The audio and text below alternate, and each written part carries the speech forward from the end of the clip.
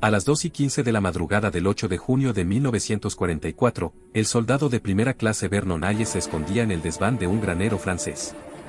Observaba a 9 soldados alemanes caminar en la oscuridad bajo sus pies. Las reglas del ejército decían, no disparen todavía. Esperen a que pasen.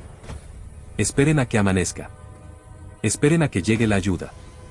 Vernon Hayes no esperó.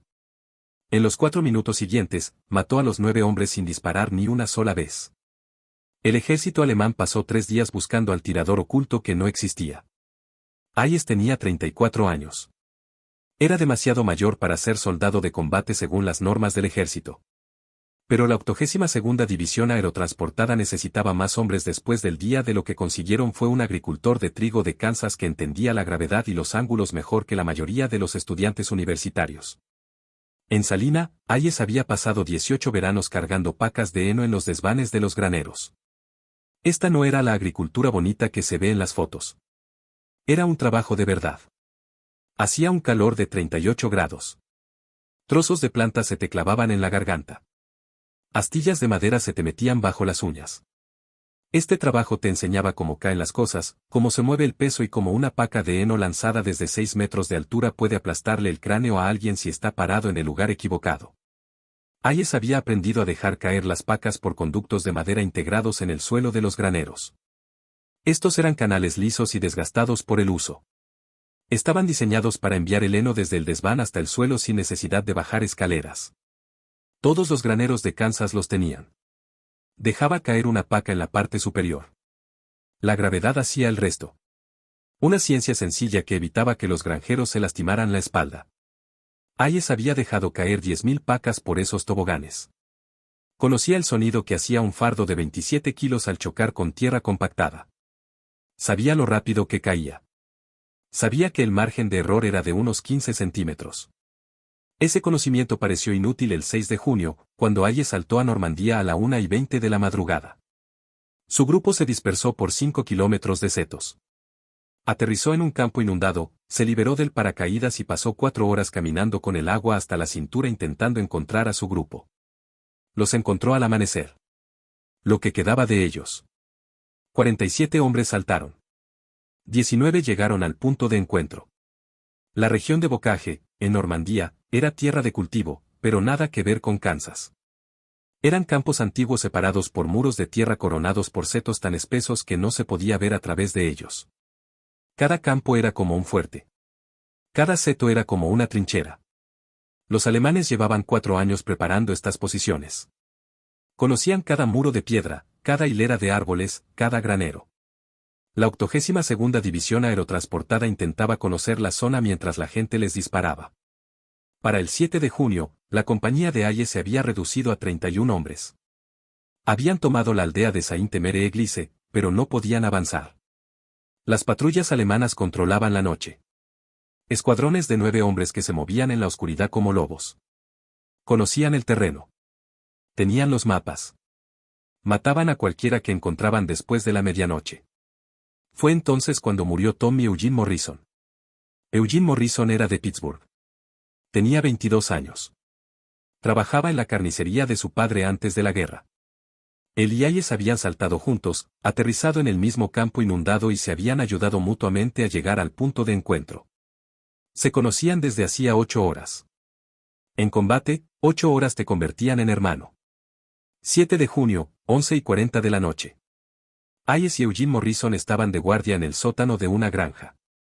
Eugene Morrison subió a revisar el camino. Hayes oyó botas en el piso de arriba.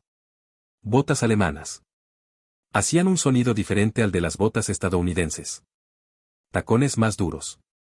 Entonces se oyó la voz de Eugene Morrison, intentando rendirse en un alemán mal hablado. Entonces la MP-40 explotó. 17 balas. Hayes las contó todas. Encontró a Eugene Morrison al pie de la escalera. Las balas lo habían lanzado hacia atrás. No llevaba casco. La sangre se acumulaba en el suelo de piedra caliza. El olor a pólvora se mezclaba con algo metálico y dulce. Hayes intentó detener la hemorragia, pero los ojos de Eugene Morrison ya estaban congelados, mirando al techo, sin ver nada. Sus manos aún estaban calientes. Eso era lo peor. Lo calientes que se mantenían los muertos durante los primeros minutos. Como el cuerpo no entendía que estaba acabado. La patrulla alemana desapareció antes de que Hayes pudiera hacer nada. Las reglas del ejército eran correctas. 9 hombres a oscuras con armas automáticas. Un fusilero en un sótano. Las matemáticas no cuadraban. Pero Hayes seguía viendo el rostro de Eugene Morrison. Seguía oliendo esa mezcla de pólvora y sangre. Seguía sintiendo lo cálidas que estaban sus manos. Al día siguiente, el escuadrón de Hayes se trasladó a un complejo agrícola a 3 kilómetros al oeste de Sainte-Mere-Église. El comandante de la compañía quería puestos de vigilancia en los desvanes de los graneros. Buenos lugares para observar y disparar. Hayes subió la escalera y se encontró en un granero francés que parecía extraño. Demasiado nuevo. Demasiado vacío. El suelo era de hormigón, no de madera. Pero allí, en la esquina noroeste, había un conducto de madera. De 20 centímetros de ancho. Caía directamente a través del suelo hasta el nivel del suelo. Los agricultores franceses usaban el mismo sistema que los agricultores de Kansas, tiraban fardos de heno al suelo. Cuidaban su espalda. Hayes observó el conducto durante un buen rato. La madera estaba lisa por muchos años de uso. El agujero descendía 7 metros. Podía ver la luz de la luna en el fondo. La planta baja del granero era de piedra, no de tierra compactada como la de Kansas. De piedra. Pensó en las pacas que caían. Pensó en el ruido que hacían. Pensó en 27 kilos de heno prensado golpeando la piedra caliza desde 6 metros de altura. Luego pensó en otras cosas que pesaban 27 kilos. Una mochila llena de piedras. Una caja de munición llena de chatarra. Un saco de arena lleno de ladrillos rotos. Esa noche, Hayes no pudo dormir. No dejaba de ver a Eugene Morrison al pie de las escaleras. No dejaba de pensar en la patrulla alemana que lo había matado y se había marchado. No dejaba de pensar en el paracaídas de madera y el suelo de piedra. El olor a aceite de armas en su rifle le recordaba el olor a sangre. Cada vez que cerraba los ojos, veía la mirada fija de Eugene Morrison, oía el roce de sus botas sobre la piedra caliza, sentía como el calor abandonaba sus manos. A las 3 de la mañana, Hayes dejó de dormir. Subió de nuevo al desván del granero con su herramienta de excavación y empezó a cavar. No afuera, sino adentro. Levantó el hormigón alrededor de la abertura del conducto. El suelo tenía solo 5 centímetros de espesor, vertido sobre tablas de madera. Debajo estaba la estructura original del granero. Hayes trabajaba en silencio. Sin luz. Solo sus manos y la pala pequeña. Tenía los dedos acalambrados. Polvo de hormigón mezclado con paja vieja. Podía saborearlo. El mismo sabor que los campos de trigo de Kansas en agosto. A las 5 de la mañana, había ampliado la abertura del conducto de 20 a 35 centímetros. Lo suficientemente ancha para un saco de arena. Usó la bayoneta para alisar los bordes. Haciendo que la madera quedara resbaladiza. Sin fricción. Solo una caída directa al suelo de piedra. Luego reunió materiales. Tomó 3 sacos de arena de las murallas de defensa. Los llenó con ladrillos rotos de un muro derrumbado. Cada saco pesaba entre 25 y 30 kilos, aproximadamente lo mismo que una paca de heno. Los apiló junto a la rampa. Hayes se sentó en el desván a hacer cálculos. Las bolsas caerían a 9,7 metros por segundo al cuadrado. Así de rápido la gravedad las atrae hacia abajo. Desde 7 metros de altura, alcanzarían una velocidad máxima de unos 38 kilómetros por hora. No tan rápido como una bala, pero suficiente. Un objeto de 27 kilos a 38 kilómetros por hora transportaba una energía de aproximadamente 127 kilos pie. La misma que una bala Magnum calibre 44. Más que suficiente para romper un cráneo humano si impactara primero en la parte superior. El problema era apuntar. La gravedad tiraba directamente hacia abajo. El objetivo se movería. El margen de error era de unos 15 centímetros. Si fallabas por 30 centímetros, tenías un saco de arena muerto y alemanes muy alerta. Pero Hayes había dejado caer 10.000 pacas de heno por toboganes en Kansas. Conocía el momento. Conocía el sonido de las botas sobre la piedra. Sabía cuánto tardaba un hombre en dar 3 pasos. Llevaba dejando caer objetos por espacios verticales desde los 16 años. A la 1:30 de la madrugada del 8 de junio, Hayes oyó movimiento afuera. Llevaba 6 horas en el desván. Sin luz. Sin movimiento. Solo esperando. El sonido eran botas sobre grava, luego botas sobre piedra cuando alguien entró en la planta baja del granero. Hayes miró por una grieta en el suelo. Vio formas moviéndose en la oscuridad. Las contó. 9 hombres.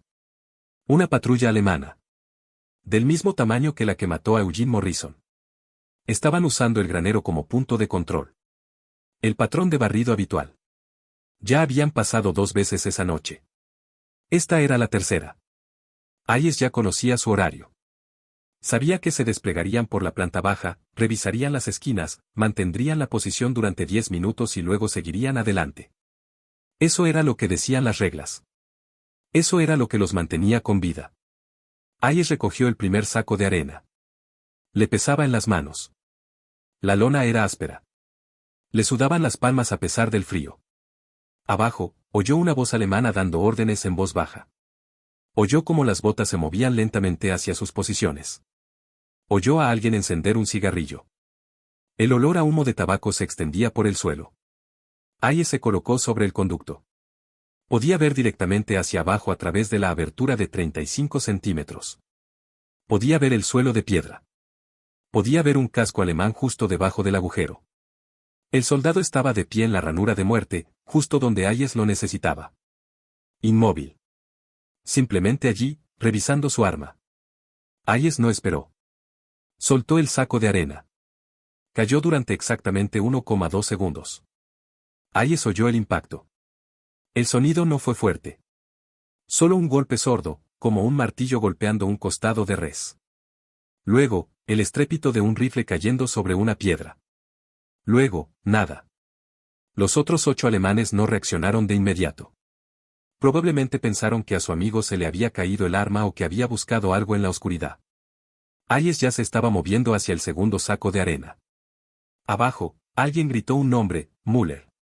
No hay respuesta. Pasos. Alguien caminaba hacia el lugar donde había estado Müller. Hayes observaba a través de la grieta en el suelo. Observó al segundo alemán entrar en la ranura de muerte, mirando a su amigo caído. Hayes dejó caer la segunda bolsa. Otro golpe sordo. Otro rifle resonando sobre la piedra. Esta vez, los alemanes restantes comprendieron que algo andaba mal. Hayes oyó voces apremiantes. Oyó el roce de botas mientras los hombres corrían hacia la puerta.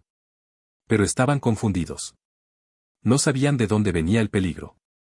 Algunos corrieron hacia la salida. Otros se refugiaron tras fardos de heno apilados contra las paredes. 2 hombres se agacharon en esquinas opuestas. Hayes manejaba los ángulos. El paracaídas solo cubría un círculo de 35 centímetros de superficie. Pero las reglas de patrulla alemanas eran predecibles. Al recibir fuego, buscaban refugio y llamaban a su líder de escuadrón. Este examinaba la situación y daba órdenes. Esa evaluación tardaba unos 15 segundos. Durante esos 15 segundos, el líder de escuadrón permanecía inmóvil. Hayes esperó. Contó hasta 12. Oyó una voz abajo dando órdenes. Una voz tranquila. Líder de escuadrón. Hayes miró por la rendija. Encontró el casco. El hombre estaba a 2,5 metros de la abertura del paracaídas. Demasiado lejos. Pero se movía. Caminaba hacia los 2 muertos para ver qué pasaba. Caminaba por un camino que Hayes podía predecir. Hayes hizo los cálculos. El hombre caminaba a 1 metro por segundo. La bolsa caía durante 1,2 segundos. Eso significaba que Hayes necesitaba soltarla cuando el objetivo estuviera a 1 metro de la ranura de muerte. Observó. Esperó. Observó cómo el casco se ponía en posición. Dejó caer la tercera bolsa. Este falló. Dio en una piedra a 2 pies del objetivo. El impacto fue fuerte. La bolsa se partió. Los ladrillos se esparcieron por el suelo. Pero el sonido finalmente les dijo a los alemanes lo que estaba sucediendo. Alguien les estaba arrojando cosas desde arriba. Hayes oyó gritos. Oyó disparos. La MP-40 incendió el techo. Las balas atravesaron tablas de madera a 2 metros de donde Hayes estaba agachado. Cayeron astillas de madera. El ruido era ensordecedor en el espacio cerrado. Hayes se pegó al suelo del desván. Olía a heno rancio y humo de armas de fuego. Le zumbaban los oídos. Pero los alemanes se habían equivocado. Habían demostrado dónde estaban. Hayes contó los destellos de las armas. 6 tiradores. Todos apuntaban al punto equivocado del techo. Todos permanecieron inmóviles mientras disparaban. Hayes tenía 3 sacos de arena más. Había preparado 6 en total. Trae el doble de lo que necesitas. La regla de su padre. Se arrastró hasta el paracaídas. Ahora más despacio. Los alemanes estaban atentos a cualquier movimiento. Hayes agarró la cuarta bolsa y esperó. El tiroteo cesó.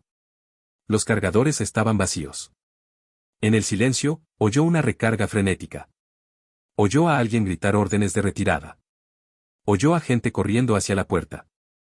Hayes se acercó a la grieta en el suelo. Vio a 3 hombres corriendo hacia la salida. Vio a 3 más escondiéndose tras fardos de heno.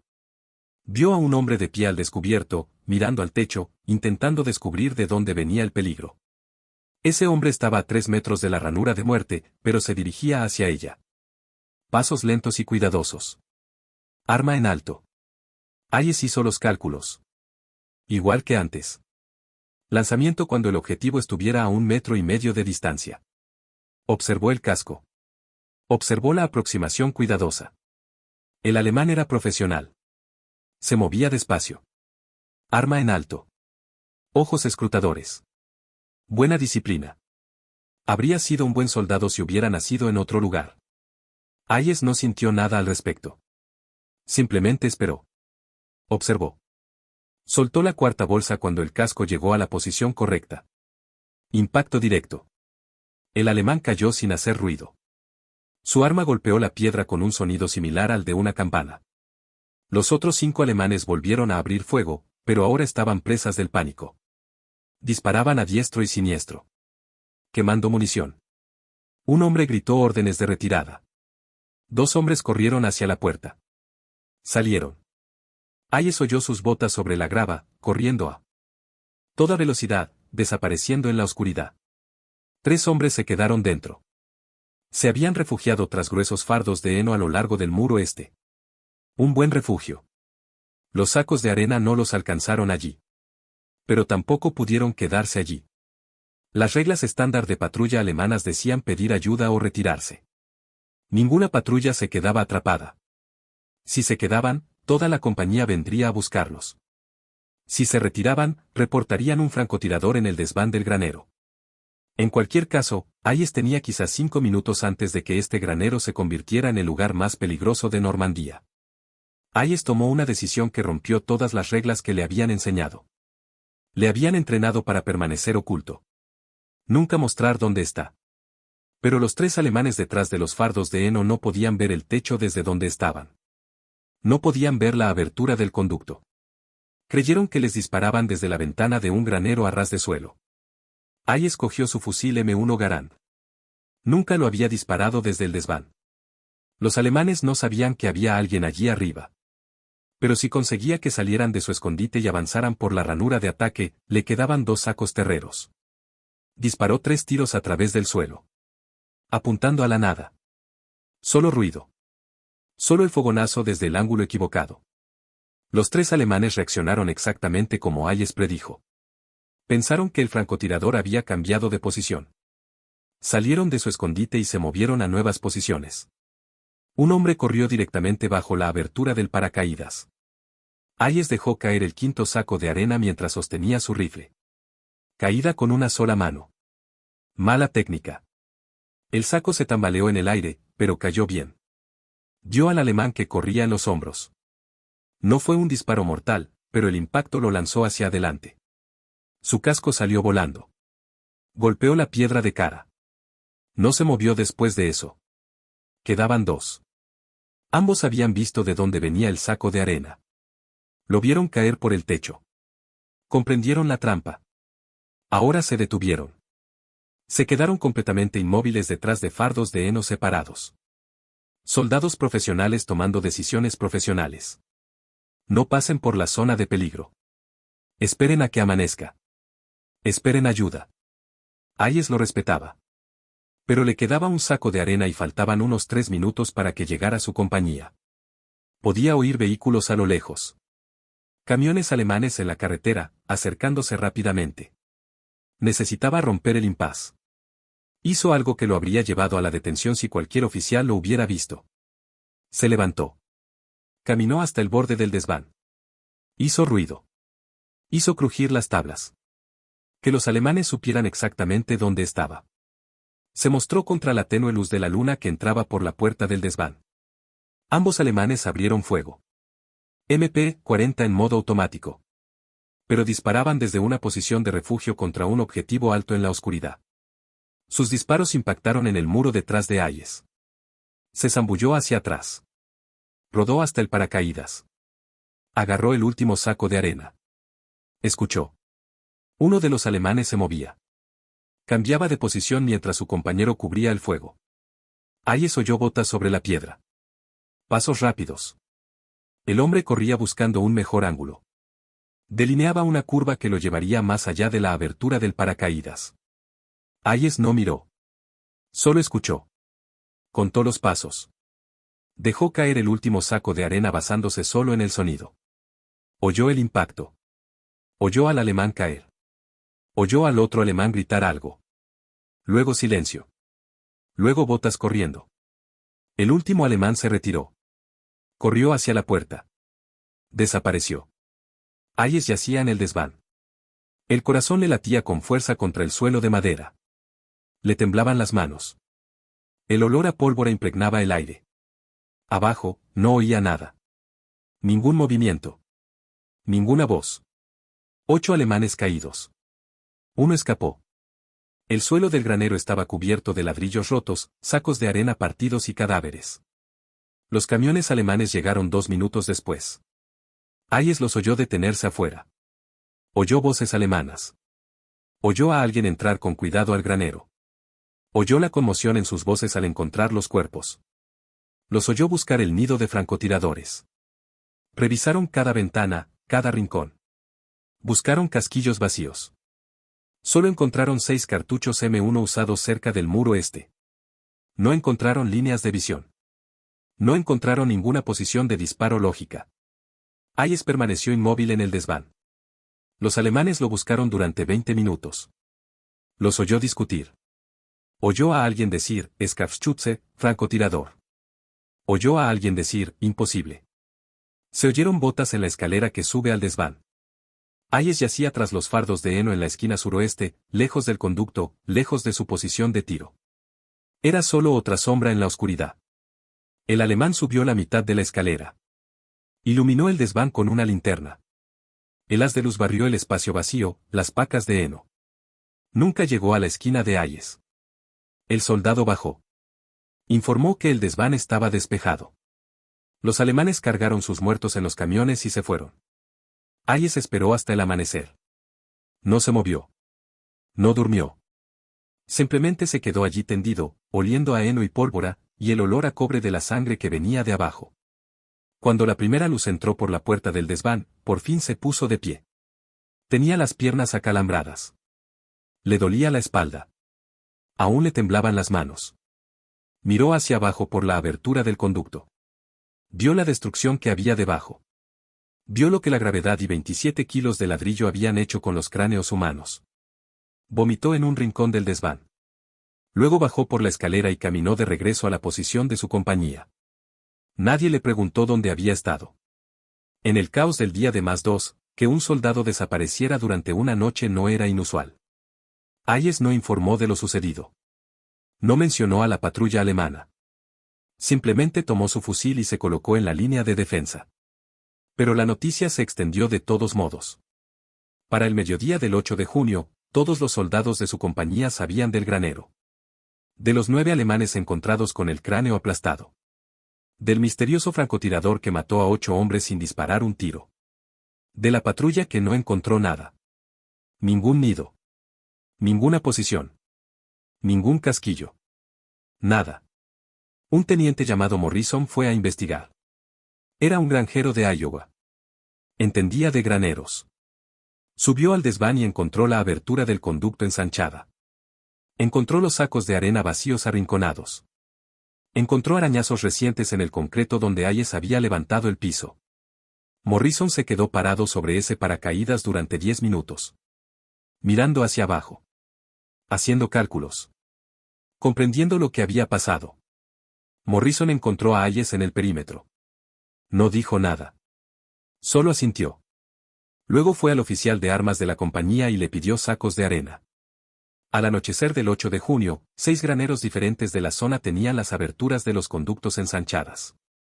Para el 10 de junio, todos los graneros del sector tenían ranuras para matar. El 12 de junio, la táctica se había extendido a la 101ª División Aerotransportada. El 15 de junio, las patrullas alemanas dejaron de utilizar graneros como puestos de control. Los alemanes intentaron comprenderlo. El capitán Heinrich Vogel, al mando del 6º Regimiento de Cazadores de Caballería, escribió en su informe posterior a la acción: las fuerzas estadounidenses están empleando un nuevo tipo de ataque aéreo. Varias patrullas informan de bajas por ataques verticales en estructuras de graneros. No se han encontrado posiciones de tiro. Se recomienda evitar todos los edificios agrícolas cerrados hasta que se determine la naturaleza de los ataques. La inteligencia alemana examinó los graneros capturados. Encontraron los conductos ensanchados. Comprendieron la táctica. Pero no pudieron detenerla. Sus normas exigían puestos de control en los graneros. La zona de bocaje tenía cobertura limitada. Los soldados necesitaban resguardarse de la lluvia y del frío. No se podía luchar bien congelándose. Pero cada granero era ahora una zona de muerte potencial. Cada techo podía ocultar una ranura. Creó un efecto mental más allá de las bajas. Las patrullas alemanas se volvieron más cautelosas. Entraban en un granero y miraban hacia arriba inmediatamente. Examinaban el techo. Escuchaban cualquier sonido desde arriba. Esa pausa de 3 segundos era suficiente para matarlos de otras maneras. Para cuando revisaban el techo, la infantería estadounidense tenía tiempo de desplegarse en los setos de afuera. Los alemanes tenían que elegir: arriesgarse por la zona de aniquilación o arriesgarse a la emboscada exterior. En cualquier caso, la ventaja táctica estaba del lado estadounidense. Para julio de 1944, la ranura de derribo del paracaídas Hayes se mencionó en los boletines tácticos del cuerpo aerotransportado. No se le dio crédito a Hayes. El boletín la describió como una táctica emergente desarrollada por la infantería de vanguardia y recomendó su uso en estructuras con acceso vertical a plantas bajas controladas por el enemigo. El lenguaje era oficial. La realidad era más sencilla. Si tenías un granero, un conducto y algunos objetos pesados, tenías un arma. La efectividad de la táctica fue estadísticamente significativa. En la primera semana de la campaña de Normandía, del 6 al 13 de junio, las patrullas alemanas abatieron a 47 paracaidistas estadounidenses en enfrentamientos nocturnos en cobertizos. En la segunda semana, del 14 al 20 de junio, tras el uso de las ranuras de aniquilación, esa cifra se redujo a 12. En la tercera semana, del 21 al 27 de junio, se redujo a 4. La reducción porcentual fue de 91%. Estimaciones conservadoras atribuyen a la táctica de la ranura de eliminación la prevención de entre 200 y 250 bajas estadounidenses en junio y julio de 1944. Los alemanes se adaptaron. Dejaron de usar graneros. Empezaron a acampar bajo setos a pesar del mal tiempo. Su eficacia en las patrullas disminuyó. Sus soldados se enfermaron. Pie de trinchera. Neumonía. Las bajas relacionadas con el mal tiempo se dispararon un 35% a finales de junio. Pero no los mataron en los graneros.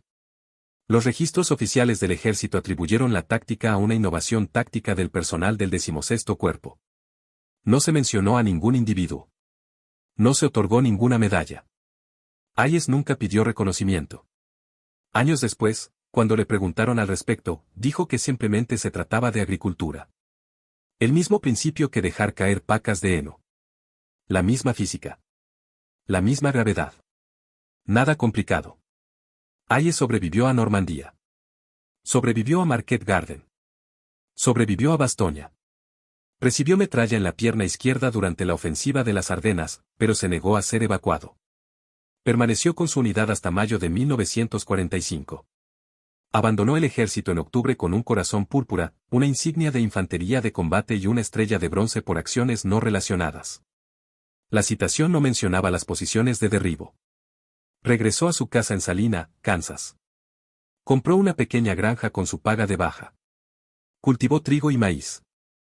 Se casó con una mujer llamada Dorothy que trabajaba en la biblioteca municipal. Tuvo 3 hijos. Se unió a la VFW, pero rara vez asistía a las reuniones. No hablaba de la guerra excepto con otros veteranos. Aún así, era breve. Sí, salté a Normandía. Sí, estuve en Bastoña. Sí, vi algunas cosas. Generalmente eso era suficiente para terminar la conversación. Hayes murió en 1983. Tenía 73 años. Sufrió un infarto mientras trabajaba en su granero. El obituario del Salina Journal mencionó su servicio militar en un solo párrafo. Dijo que había sido paracaidista. Dijo que había luchado en Europa. No mencionó a los 9 alemanes. No mencionó la ranura de muerte. Sus hijos no lo supieron hasta 1997, cuando un historiador militar que investigaba tácticas aerotransportadas los contactó. El historiador había encontrado las notas de Morrison en los archivos nacionales. Encontró los boletines tácticos. Rastreó la táctica hasta Hayes. La táctica de la ranura de muerte influyó en las reglas de posguerra. El entrenamiento militar moderno en combate cuerpo a cuerpo incluye la conciencia de asalto vertical. Los soldados son entrenados para revisar los espacios en el techo. Para comprender que las amenazas pueden provenir de arriba. El método específico de sacos de arena a través del conducto está obsoleto, pero el principio se mantiene. Cualquier abertura vertical es un arma potencial. En 2004, una unidad de la Guardia Nacional de Kansas se desplegó en Irak. Estaban despejando edificios en Fallujah. Encontraron a insurgentes usando una táctica similar, lanzando granadas por conductos de ventilación y lanzando artefactos explosivos improvisados por aberturas en el suelo. Los soldados de la guardia lo reconocieron de inmediato. Uno de ellos, un sargento de Salina, dijo que su abuelo había inventado algo similar en Normandía. Desconocía los detalles. Solo sabía que implicaba lanzar objetos sobre los alemanes. Así es como se innova en la guerra. No a través de comités. No a través de la investigación y el desarrollo. A través de agricultores que comprenden la gravedad. A través de mecánicos que ven ángulos. A través de soldados rasos que se niegan a ver morir a sus amigos y que saben suficiente ciencia para hacer algo al respecto. A través de hombres que pasan 15 minutos vomitando en el desván de un granero después de matar a 8 personas, y luego regresan a su puesto porque ese es el trabajo. Vernon Hayes nunca quiso ser recordado por el momento de la muerte. Nunca quiso medallas. Nunca les contó la historia a sus hijos. Solo quería cultivar trigo en Kansas y olvidarse de los graneros normandos y del ruido que hace un saco de arena de 27 kilos al impactar contra un cráneo humano. Quería olvidar el olor a pólvora mezclado con sangre. Quería olvidar la mirada gélida y las manos cálidas de Eugene Morrison. Quería olvidar que era bueno matando gente. Pero esto es lo que queda. En 1956, Hayes conducía por Salina cuando vio a un joven con uniforme de la 82ª División Aerotransportada haciendo autostop. Hayes se detuvo. Lo llevó. El soldado estaba de permiso, de regreso a su casa en Michigan. Hablaron del ejército. De la escuela de saltos. De Fort Bragg. El soldado mencionó que su padre había estado en la 82ª División durante la guerra. Había saltado sobre Normandía. Había sobrevivido. Hayes preguntó el nombre del padre. El soldado se lo dijo. Hayes no lo reconoció. Podría haber sido cualquiera. Podría haber sido uno de los 19 que llegaron al punto de reunión. Podría haber estado en otra unidad. Podría haber sido alguien que nunca se había acercado a un granero. Pero Hayes lo pensó. Pensó en las ranuras de muerte, las innovaciones tácticas y las 200 vidas salvadas. Pensó en todos los soldados que habían vaciado graneros de forma segura porque los alemanes dejaron de usarlos. Pensó en todos los niños que crecieron con padres gracias a los sacos de arena y la gravedad, y en un granjero de Kansas. Que entendía ambas cosas. No le dijo nada al soldado. Simplemente lo dejó en el cruce de la carretera y se fue. Pero durante el resto del día, Hayes sintió algo que no había sentido en 12 años. Ni orgullo. Ni satisfacción. Solo la tranquila certeza de que a veces romper las reglas es lo correcto. A veces, un consejo de guerra es menos importante que salvar a tus amigos. A veces, la solución no está en el manual. Está en el desván del granero. En la rampa. En la ciencia que aprendiste a los 16, dejando caer fardos de heno en el calor de agosto. Ese es el verdadero legado. No la táctica en sí. No las estadísticas. No los cambios en las reglas. Solo la comprensión de que hombres desesperados con conocimientos prácticos pueden resolver problemas que los oficiales entrenados no pueden. Esa guerra la ganan sargentos y soldados rasos que ven lo que hay que hacer y lo hacen sin pedir permiso. Esa innovación se produce más rápido cuando la pena por el fracaso es la muerte y la recompensa por el éxito es simplemente vivir un día más. Si esta historia te resultó valiosa, considera compartirla. Estas historias importan. Estos hombres importan. Sus decisiones resuenan a lo largo de las décadas de maneras que jamás imaginaron. Gracias por mantener vivas estas historias.